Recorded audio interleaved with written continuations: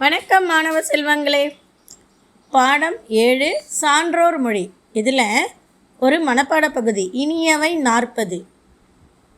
இந்த பாடலை எழுதியவர் பூதன் சேந்தனார். இந்த பாடலை இப்போ நான் வாசிக்கிறேன், கவனிங்க.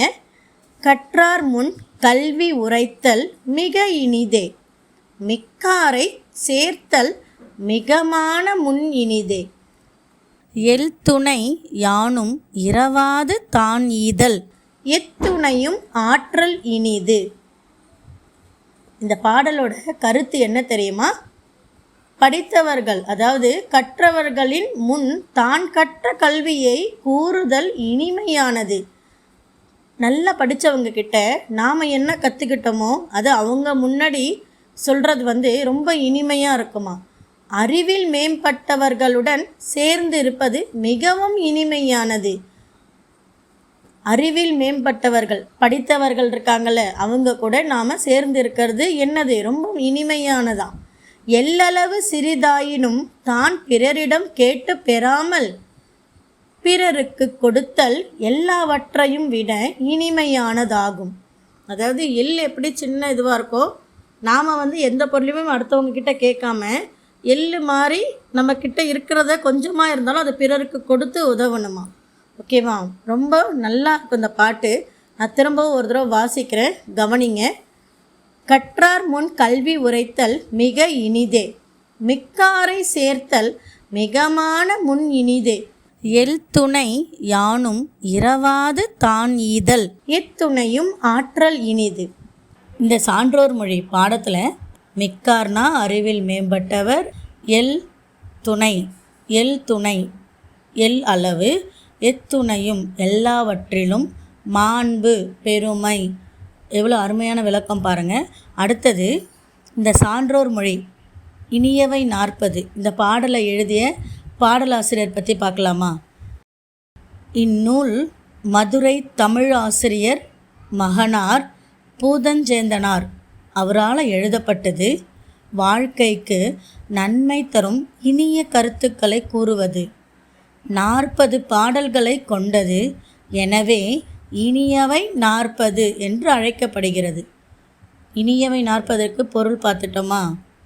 இனிய கருத்துக்களை கூறுறதும் 40 பாடல்களை கொண்டதான். அதனால தான் இது இனியவை 40. எவ்வளோ அருமையாக ஒரு 4 வரியில் கற்றோரை பற்றி எவ்வளோ அருமையாக கொடுத்துருக்காங்க பாருங்கள். இந்த பாடலை நல்லா உச்சரித்து பாருங்கள். இப்போது பயிற்சிக்கு போகலாம். சரியான விடையை தெரிவு செய்வோமா? உரைத்தல் என்ற சொல் குறிக்கும் பொருள் பாடுதல், வரைதல், சொல்லுதல், எழுதுதல். உரைத்தல், இதுக்கு சரியான பதில் இ, சொல்லுதல். இதுதான் சரியான விடை. அடுத்தது ஈதல் என்ற சொல் குறிக்கும் பொருள். இங்கே 4 பதில் இருக்குது. எது கரெக்டான பதில் கண்டுபிடிக்கலாமா? கொடுத்தல், எடுத்தல், தடுத்தல், வாங்குதல். இதில் ஈதல்னா கொடுத்தல், ஈகைன்னு சொல்லுவாங்கள்ல, அது ஈதல், கொடுத்தல். ஆதான் சரியான விடை. அடுத்தது மிக்காரை என்ற சொல்லின் எதிர்ச்சொல் மிக்காரை. அப்போ இங்கே 4 என்னென்னு படிக்கிறேன். அறிவிலாதார், அறிந்தோரை, கற்றோரை, அறிவில் மேம்பட்டவர். மிக்காரை, இதுக்கு சரியான பதில் ஈ, அறிவில் மேம்பட்டவர். அடுத்தது இரவாது என்ற சொல் குறிக்கும் பொருள். இரவாது என்ற சொல் குறிக்கும் பொருள் பிறரிடம் கேட்டு பெறாது, பிறரிடம் கேட்டு பெறுவது, பிறரிடம் கொடுப்பது, பிறருக்கு கொடுக்காது. இரவாது, பிறரிடம் கேட்டு பெறாது. அதுதான் சரியான பதில். அடுத்தது சேர்த்தல் என்ற சொல் குறிக்கும் பொருள். சேர்த்தல், இங்கே 4 இருக்குது. தேடுதல், பிரிதல், இணைதல், கலைதல். சேர்த்தல், இணைதல், சரியான பதில். ஓகேவா? சரி, அடுத்தது பொருள்பட எழுதி படித்து மகிழ்க. இங்கே தனித்தனியாக கொடுத்துருக்கு ஒரு வாக்கியம். அதை முழுமையாக நாம் எழுதி பார்க்கலாமா? எனக்கு இனிப்பு பிடிக்கும், இதுதான் சரியான பதில்.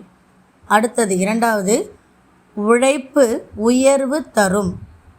அடுத்தது, மரம் வளர்ப்போம் மழை பெறுவோம்.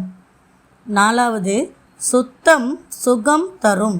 ஐந்தாவது, இனிய தமிழில் பேசுங்கள். இது எல்லாம் பார்த்தோம் பயிற்சி. இது எல்லாமே நீங்களும் செய்து பாருங்கள். அந்த பாடலை எழுத்துப்பிழை இல்லாமல் வாசித்து பாருங்கள். அடுத்த வகுப்பில் சந்திக்கலாம். நன்றி. இந்த வீடியோ உங்களுக்கு பிடிச்சிருந்தா லைக் பண்ணுங்க, ஷேர் பண்ணுங்க, சப்ஸ்கிரைப் பண்ணுங்க.